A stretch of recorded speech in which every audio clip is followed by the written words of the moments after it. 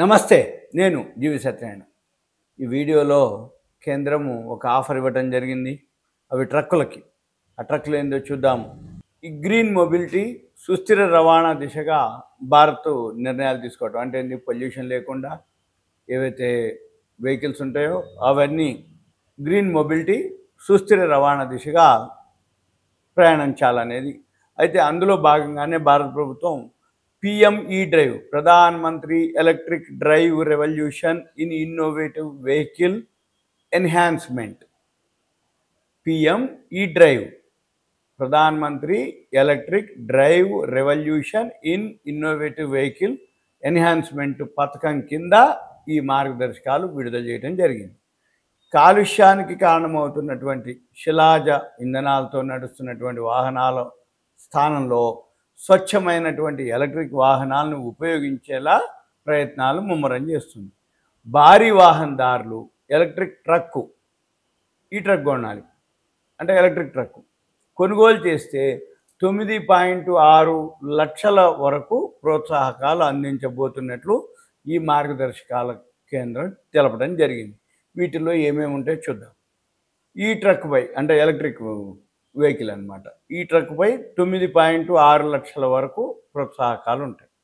మొత్తం దేశవ్యాప్తంగా ముందు 5,600 ఈ ట్రక్కులు ఇస్తారు ఈ స్కీమ్ కింద.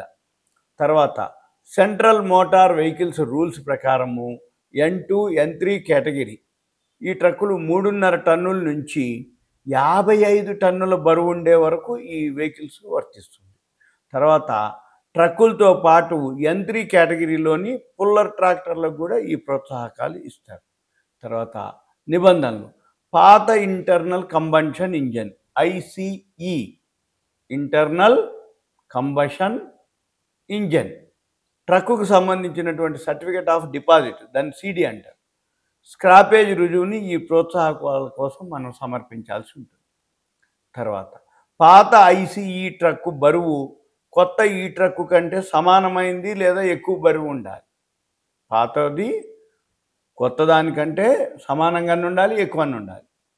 తర్వాత ఈ సర్టిఫికేట్ ఆఫ్ డిపాజిట్ని రోడ్డు రవాణా రహదారుల మంత్రిత్వ శాఖ అధికృత dealer registered vehicle scrapping facility RVSF జారీ చేయాలి. అంటే రహదారుల మంత్రిత్వ శాఖ అధికృత రిజిస్టర్డ్ వెహికల్ స్క్రాపింగ్ వాళ్ళు ఈ RVSFని అంటే సర్టిఫికేట్ జారీ చేయాలి. తర్వాత సర్టిఫికేట్ ఆఫ్ డిపాజిట్ లేనటువంటి కొనుగోలుదారు DGELD పోర్టల్ ద్వారా కూడా కొనుక్కోవచ్చు. DGELD పోర్టల్ ద్వారా దీన్ని కొనుగోలు చేయొచ్చు. ఇది CDLని ఆన్లైన్లో విక్రయించడం జరుగుతుంది. తర్వాత certificate of deposit verification PME drive portal registered dealer ద్వారా నిర్వహిస్తారు. ఈ certificate of deposit verification PME drive portal registered dealer ద్వారా నిర్వహిస్తారు. అన్ని వివరాలు ధృవీకరించిన తర్వాత డీలర్ కొనుగోలుదారు ఐడిని జనరేట్ చేస్తారు. ప్రోత్సాహకాన్ని నేరుగా ఈ ట్రక్ అమ్మకానికి వర్తించేలా ఏర్పాటు చేస్తారు. ఇది P M E drive, prime minister Pradhan Mantri electric drive revolution in innovative vehicle enhancement.